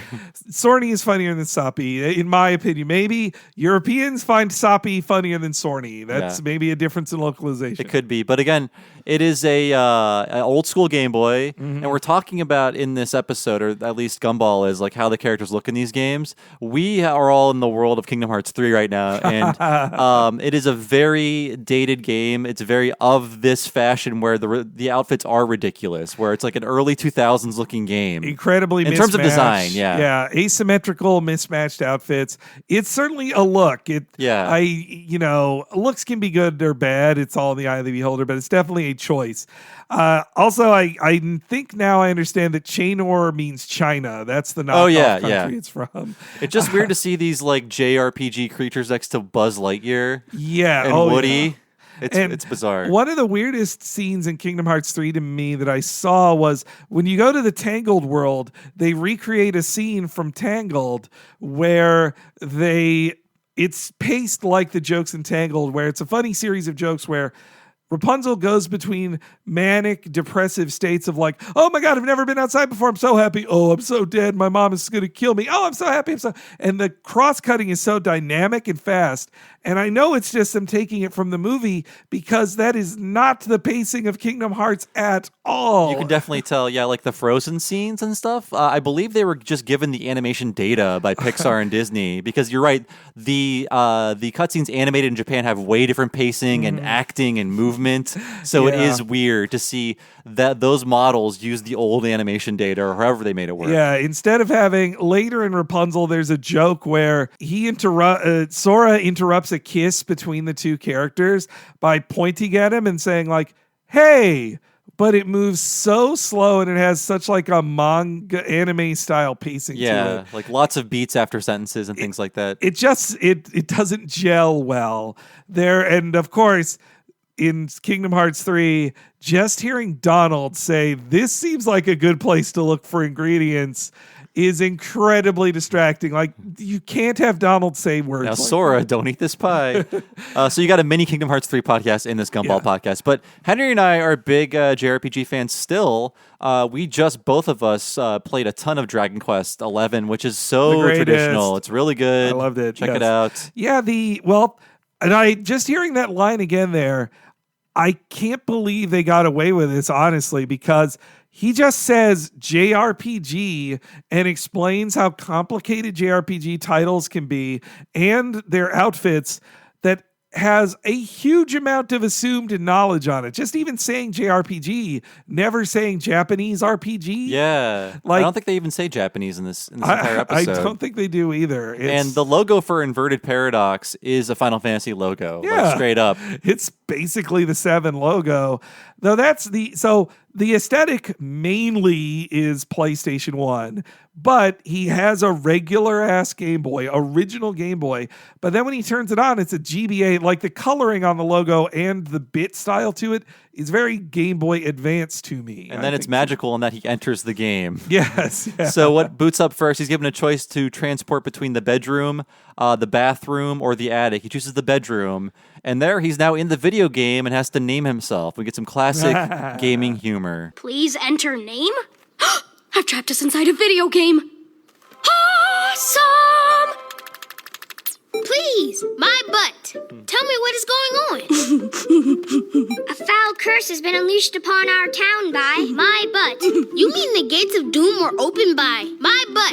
The fabric of the universe was ripped apart by my butt. My butt has made quite a mess. Surely this is gonna get old at some point. Here's some healing ointment to help my butt in the heat of battle. Nope. I do love that. Although, even as a kid, I was a very joyless traditionalist in that I had to name the characters the names that they meant to have. Cloud even is Link. Cloud, even guys. Link. Yeah, even Link is Link. not Bob. I did that too. Yeah. Link is Link. That is the story of it.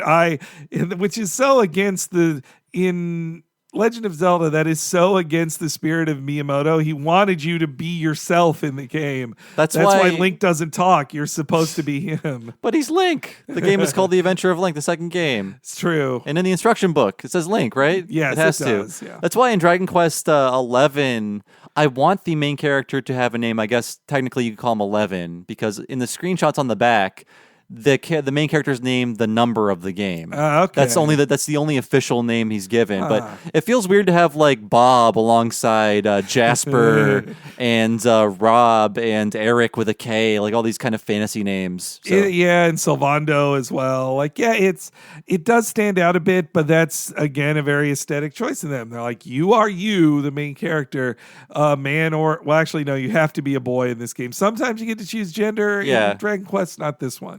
It's funny in that this used to be a tradition in games a lot, like naming the main character, even if they had their own story, like in all the Final Fantasy games. And it continued up until Final Fantasy X, where you could name Tidus. You could name him something else. There's no reason to do it. But because there's so much voice acting in the game, no one can ever say, hey, Tidus, or what's up, Tidus, or Tidus, you must do this. They have to dance around saying your first name, which might be a lot easier to do in Japanese, not saying your first name. Maybe so. But it was a huge, stupid thing they did to just not say, he has to be Tidus, all right? He's going to be Tidus. He's Tidus. The Persona games really get around that too, where they're just like, hey, you. your name is written, but when they speak it out loud, like, maybe he did this instead of, but it'll say in the text, maybe Henry did this. Yeah. Or but in that whatever. case, that character is a blank slate for the most part. Very much Yeah. so, yes. Yeah. Not like Tidus. Tidus is a very specific boy. Same with Sora. You have to be Sora. Yeah. Sora is a certain type of person. You can't say Sora Donald Goofy without Sora, right?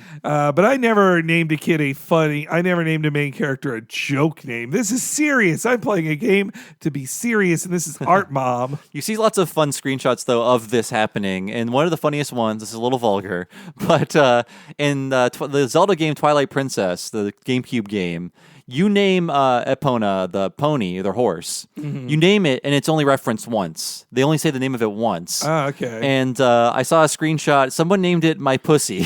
Whoa. And in the beginning of the game, the girl says, "Come, wash my pussy." Oh. So that's the funniest, goodness. but it is the most disgusting version of that I've seen. I was thinking of the Pokemon use of it, where it's especially funny in the first Pokemon game, where your rival is the grandson of Professor Oak. Professor Oak says, "Hey, meet my grandson."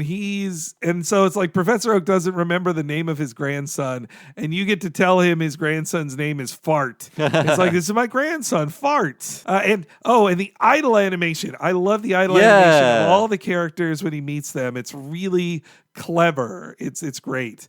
And same with all their dialogue on the screen. Yeah, we should say, like, when they're talking, they have dialogue boxes with, like, their little portraits in the corner, too. No, not Gumball. Not Gumball, Everybody else, yeah. Well, again, he's technically the silent protagonist in the game. He's talking a lot. And it is the exact blue and the right border and font of Final Fantasy VII as well.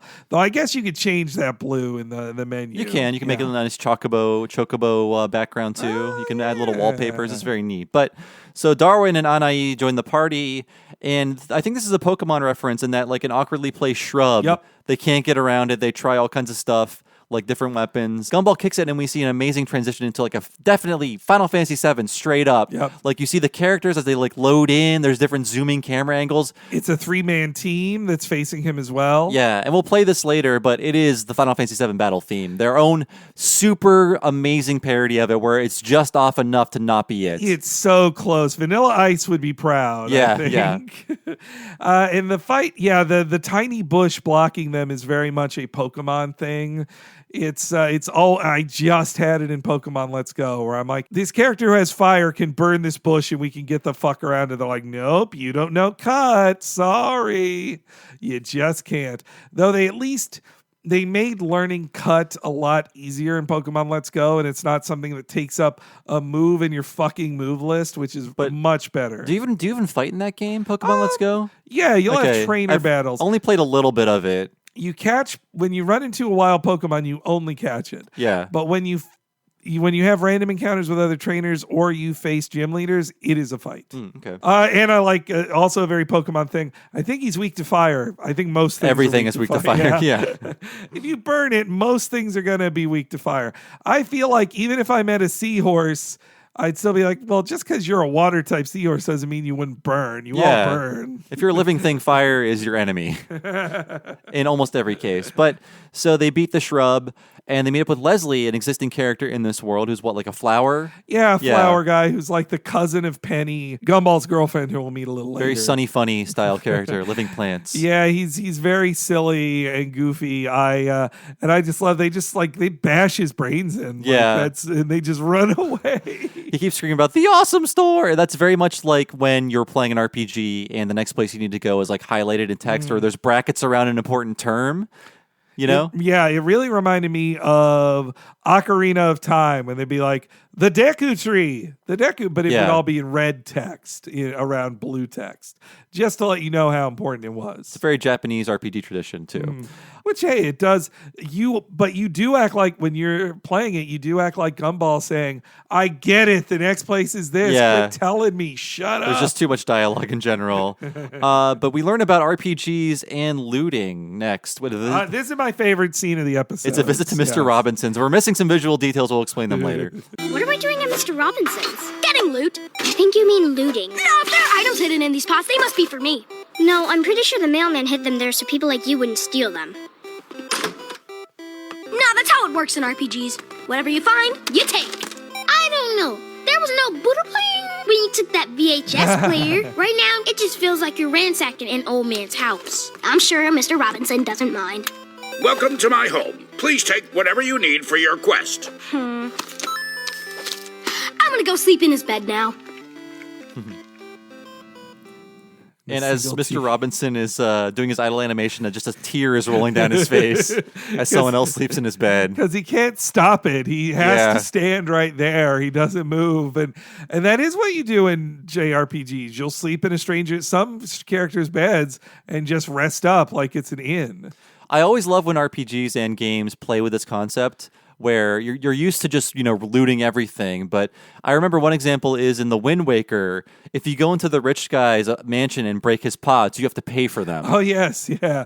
That's a great joke. And that you can't just take whatever you want. But in Dragon Quest, I was having the same feeling just in Dragon Quest 11 because I was still in the starting area. I'm like, well, time to go into every house and take what I want. This is mine. This is mine. See you later. Yeah, just every RPG is just rubbing up against everything and hitting the button and stealing as much as you can. And I also like the real world mix of the gag that he's stealing an Amazon package that was hidden by the mailman. Yeah, that's very funny. And it's a VCR. and then he just takes all the money out of Robinson's wallet. Oh, that's right.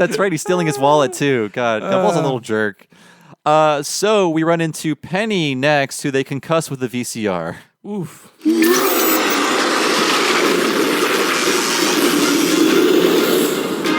Oh man, I can't fight my girlfriend. You have to. Okay, I'll try to calm her down. Oh, how about a gift? I love you.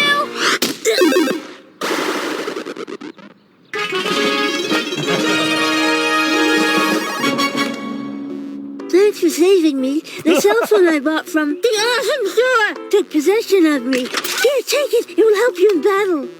Smartphone acquired. You may now summon friends in battle. Thanks, Penny. Sorry about the whole disfiguring you with the VHS player thing.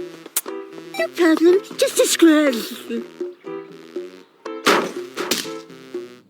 So yes, she passes out, and so does her dialogue box. At some point before this, I think with Leslie, they attack Leslie's portrait in the dialogue box, and that's how they knock Leslie out. Yes. Yeah. So Penny's an interesting character in that they both have crushes on each other. That's how they deal with the crushing, and then eventually they just are. The characters are written to be 12, so the use of girlfriend is very loose there. It doesn't really mean anything. It's a very childlike idea. But it's also interesting to her that when she first appeared, she's basically a peanut. And then she breaks out of her shell in the episode called The Shell and becomes this, goddess or a fairy type being that we see here. And this is another just great commentary on JRPG tropes of when you have to beat a mind-controlled friend of yours, and they're like, oh man, thanks for saving me. It's like, well, I beat the shit out of you, though. Are you okay?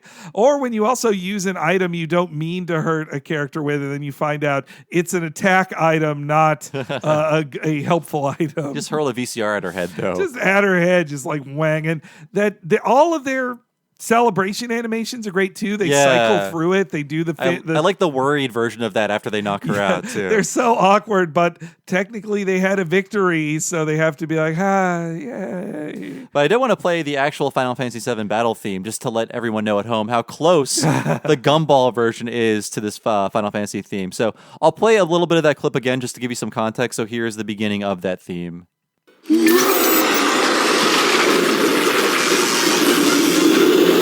Actually, I'll play them singing it in the beginning. That's a much better idea.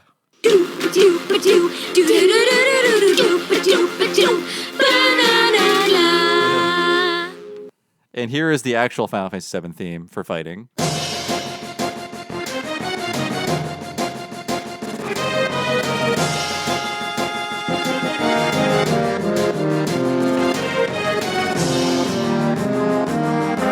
It's great. I love it. But I do hear the 3 notes different. Yes. It means they don't have to pay Square Enix.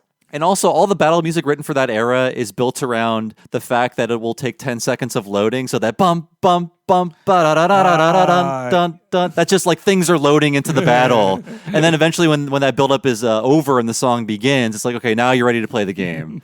And they also have several jokes. They have another costume joke that is really risque, honestly, where they talk about Anais has a gun sword from FF8, basically. Yeah. And then she says, well, that other outfit wasn't age appropriate, joking about the somewhat horny costumes given to characters in JRPGs. Especially minor characters. Hey, that dragon is 1,000 years old, Bob. So there is some like very lowly-con dragon girl in Fire Emblem, I think. Fire Emblem's got it. One of the main characters. I mean, Fire Emblem is just one of a million. Yeah, Fire Emblem's just following orders, Bob. Yeah. Everybody does I'm just amazed that a Nintendo thing would have that filth. Well, that's Fire Emblem Awakening. They're like, if this doesn't sell, this is the last Fire Emblem game. So they pulled every emergency lever, like, okay, we've got waifus, we've got husbandos, we've got lolicon girls, we've got touching mini games, we'll give you everything. We've got DLC of bikinis, please, please. Shigeru Miyamoto had to be one of the people to turn 3 keys on the lolicon switch. Like, okay, we got to do this now. We're in trouble. They really did get away with it. It was a classic, the lolicon dragon girl who's 1,000 years old in Fire Emblem is tame compared to a lot of others. Oh, we've seen for in other sure. JRPGs, That is like the for sure. G-rated version of most of those characters. But they stumble upon a side quest, and no gamer can resist a side quest. I can say the same after putting 120 hours in Dragon Quest XI, which you don't need to do. You can put 40 hours less, but I was doing all the side quests.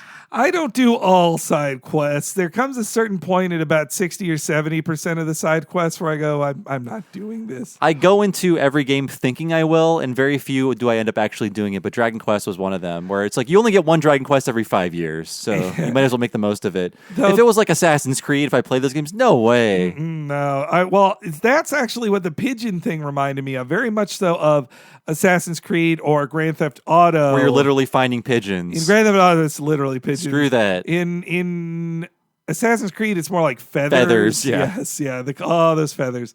And then in Crackdown, it's just orbs. They're like, well, it's an orb. That's just it. Go get them. Gumball does find all the pigeons and comes back at like a disgusting gamer with like a weird jacket and slick back hair. A little bit like definitely it's the... You want to wear an open shirt thing with a fire flame on it to be like, no, I look cool. I'm not overweight. My shirt's tearing ass all over my body. And I liked how, when they first run into the old woman, who is a constant character in the show too, that they go like, oh, do you think she has a hint? She's the only character here, maybe. So they need to find the awesome store before they start growing anime hair, which they do immediately. They all start growing the very Final Fantasy style anime hair. I mean, I think it's Gumball's got Cloud. Yeah. Anais has Aerith, and Darwin has Sephiroth. For sure, yeah. It's specifically those. Even though they later fight a Sephiroth style character. Oh, and the awesome store too. That is a plot MacGuffin many times, and one of the connections, the mysterious van, leads to a lot of the linearity of the show. Like magical items come from there that push the story forward. Darwin was purchased from there, actually. And they do a very Gremlins moment in there. In the Origins, that is another of my favorite gags, where Richard buys it and he gets the gremlin warning of, don't get it wet. And he's like, well, but he's a fish. He's like, well, don't feed it after midnight. And then Richard says, isn't it always after midnight? He's got a point. These are all the things you think about as a child of like, oh, wait, how would this actually What work? if you're flying with a gremlin? What if I cross a time zone with a gremlin? Can I feed him then? So they need to grind before going to the final dungeon, the awesome store, or finding the awesome store. So there's a montage of them grinding like the easiest enemies, just like the most innocent creatures, and then eventually all the townspeople too. It's a really fun scene with like cool effects, very much simulating the old JRPG battle scenes. It's just like the implication is they killed all the squirrels in town. And they're like, well, I guess we got to fight all the other regular folks. And even a mom with a stroller, they just knock it over. They are incredibly violent. And yes, that's when they sing the song, which long before I watched Gumball, on Twitter, somebody just shared that clip. I was like, what the fuck how do they do this on a show? Yeah. I could still be surprised by the depth of a reference that they could do on a cartoon show. I was very surprised by that. And we'll get that remake one day, right? No. On the PS5. Yeah. Hey, now that Kingdom Hearts 3 is out, Nomura can actually just make this game like he said he was going He'll to. restart development 3 more times. At least twice. It'll be fine. Yeah. But they make it to the final dungeon and they discover the awesome store, but it is not the true enemy. Jeez Louise! I was about to explain how we're allies, not enemies. Oh, sorry. It's just you look so evil and you sold people all those cursed objects and stuff. What do they expect when they buy things from the back of a van? Fair point. Anyway, what were you saying? The secret is not a game.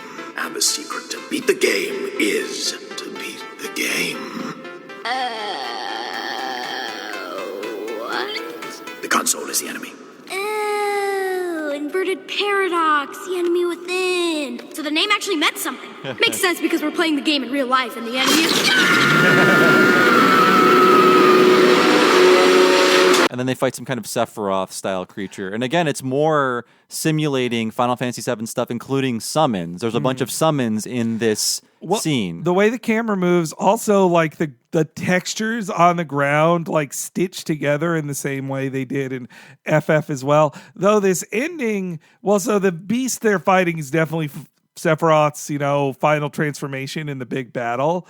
but it also reminds me of multiple Persona games where at the end they're like, well, no, I'm not the real enemy. Yeah. And then you fight some giant other thing that you've actually known the entire time. And whoa, it was this all along? And no matter how crazy a JRPG title has, it always has some meaning. Like, Yeah. I was looking up Kingdom Hearts. They're all crazy. So Kingdom Hearts 358 over 2 days. That means something if you know about the story of Kingdom Hearts. That has a direct meaning. It's not just nonsense.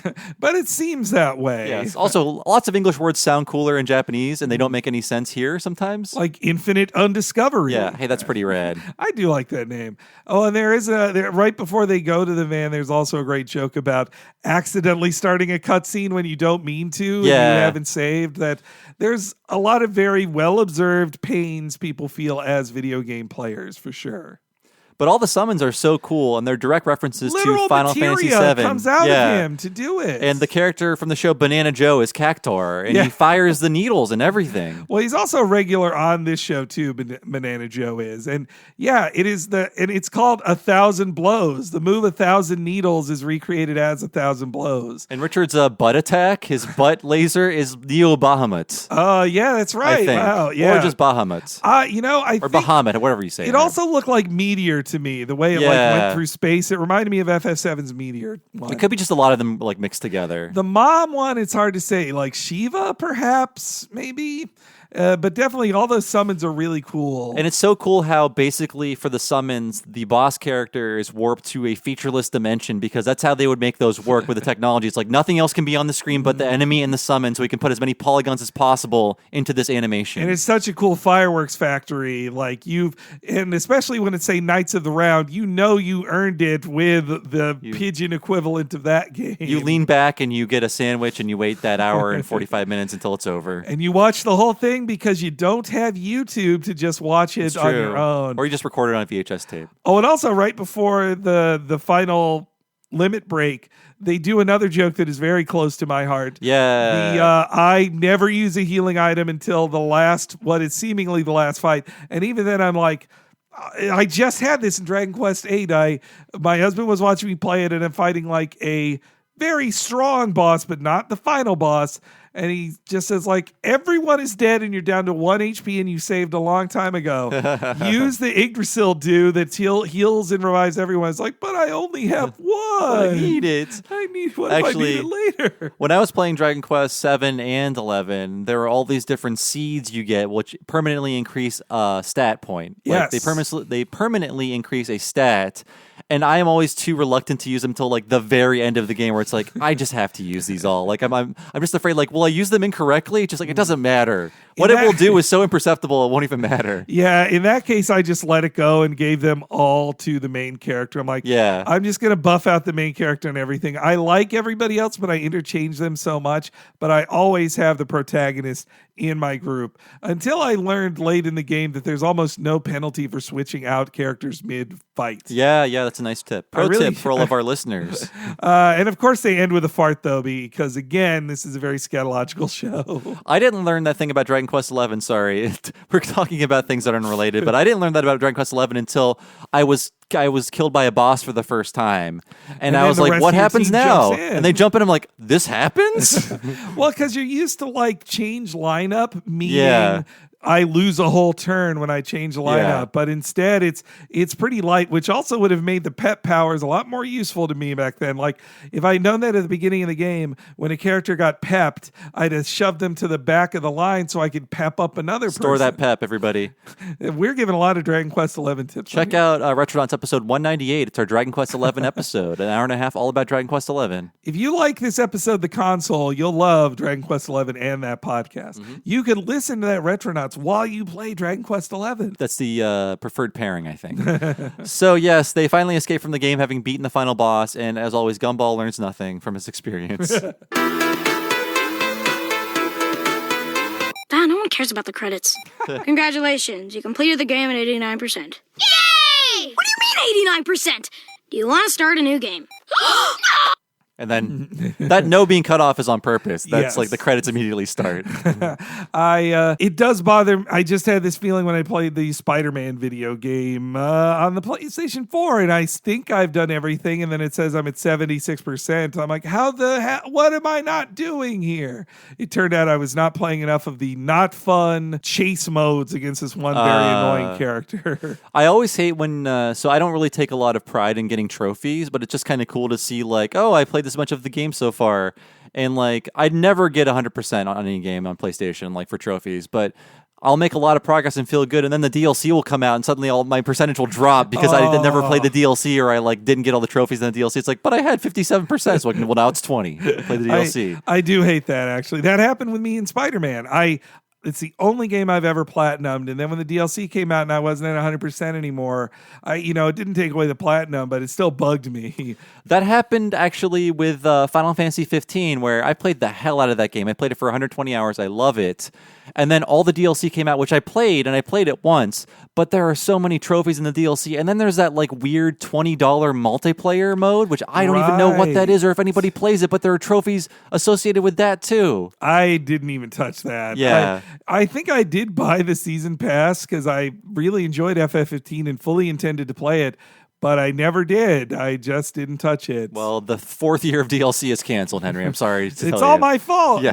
No, it's not. I paid for it. I actually did. The director left. It's fine. There's enough Final Fantasy 15 in the world, but... Oh, I watch the credits out of guilt on all games. I let it play. Oh, me too. Even if it's 30 minutes, and it often is with a AAA video game. I'm just afraid I'll miss something. Yeah. I mean, usually if you hit start, it'll take you to a post-credits thing. But I played... Well, not to spoil it, but Dragon Quest 11 has 2 credits, and both of them do a whole lot of shit over those credits. They do, yeah. You see, like, epilogue stuff. Yeah, you got to watch the whole thing. But yeah, this is the end of our Gumball discussion. Again, really cool. Thanks again to Alex Irish for being one of our high-level patrons. And again, if there is a $50 slot open for you at some point in the future, we'll make sure to let everyone know. And they go really, really fast, believe it or not. You won't have a chance, Scott. Your best bet is to follow me and Bob on Twitter so you'll know when they open up because we'll tweet it out. So final thoughts about Gumball. I am way into the show now, and just because of how it looks, I'm always taken by surprise by how dark and adult it can be, but it's also very whimsical, very fun, always fun to watch. Visually, it's also very surprising where you're never sure what you're going to see next, like what style you're going to see, or what kind of visual parody they're going to do, or like what exactly will be happening in the show. It's very unpredictable in a fun way, and I think like these episodes we watched today were very different, and every one I've watched has been just a completely different kind of episode. It's amazing how much variety they get out of this show. And I'm really interested to know what this creator will do next after he leaves, because he has still got a whole career ahead of him. And Jesus Christ, like this is great stuff. And like bring on the next show. I really love the unpredictability of Gumball as well. I also love the hyper meta-ness, like how many times they will look at the screen and do a joke about jokes, or say like, oh, everybody knows this about old movies, or everybody knows this about video games, or everybody, like all these statements that I just love, or just all the, I mean, yes, it is a bit internet comedy for sure, but I also think the production values are way better than like a web comic or most Flash animation is going to do about this. And I like too that these meta commentary jokes are wrapped up in the rainbow colored, like literal candy world of Gumball. Like that's very clever packaging to me, and I like it a lot. I'm just still curious of like the business model of this. I'm still confused. You don't know how they were able to make it? Something seems weird. Yeah, it just doesn't seem, something seems off here. But I think that if you are against this kind of animation, or you need to be like, prove me wrong, kids, about it, this is the one to watch, because it shows you how good a show can look with these tools and with this style of animation. And frankly, it really sucks that like shows that probably get a lot more money, like The Simpsons, can't look this good. Like The Simpsons is definitely doesn't look as good as this. No, it's very true. And who knows what's happening behind the scenes of that show? But geez, like that is a prestige show. It should just have all the money. Or like given to BoJack it. Horseman. Yeah, that too. It can look good at times, but I'm not insulting the artists on BoJack Horseman. I think they're all great. but Gumball looks a lot better, or it does more with what it aesthetically is going It's for. like you can make your depressed horse cartoons or your puberty cartoons, but why can't they look this good? Adults can watch cartoons that look and move well, can't they? One of these days, Bob, you're going to watch that depressed horse I show. know. And Everybody, I'm, like, I'm the depressed horse. You're sad. You're sad, Bob. You'd like this. If you ask me to watch BoJack, I say nay to you, sir. That's a terrible joke. We'll end on that, by the way. So, thanks for listening to What a Cartoon. And if you didn't know, all of these shows that we do are part of the Talking Simpsons Network. And if you want to support this show and get a bunch of awesome bonus podcasts on top of that, go to patreon.com/Talking Simpsons. If you sign up at the $5 level, you get every episode of this podcast a week ahead of time and ad-free.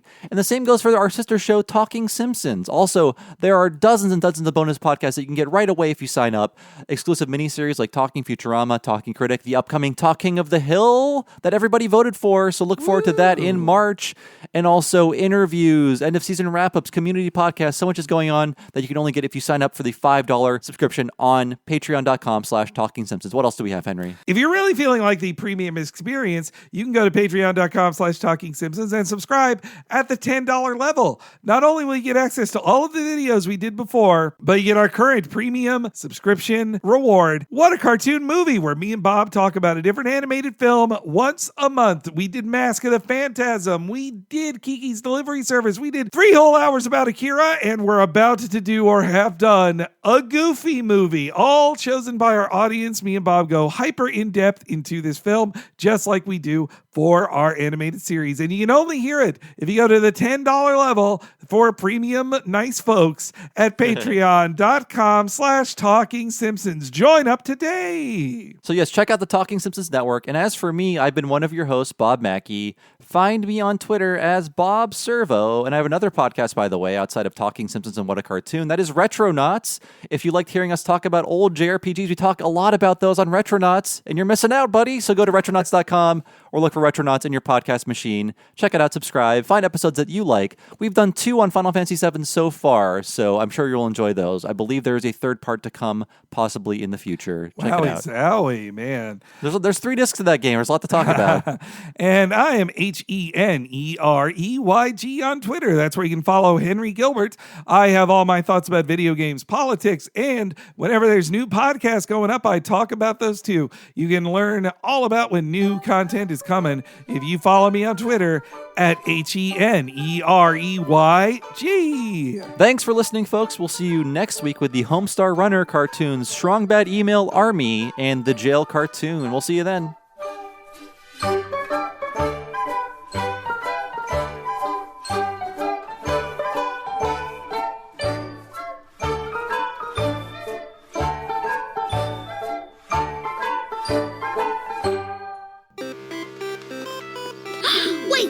This person has a clue for us. Really? I wonder what makes you say that. Hello, I've lost my pigeons. Will you help me find them? No! A super tedious side quest that preys on every gamer's weakness. Tortilla chips and sugary drinks. No! The sun? No. The compulsive need to complete every game to 100%.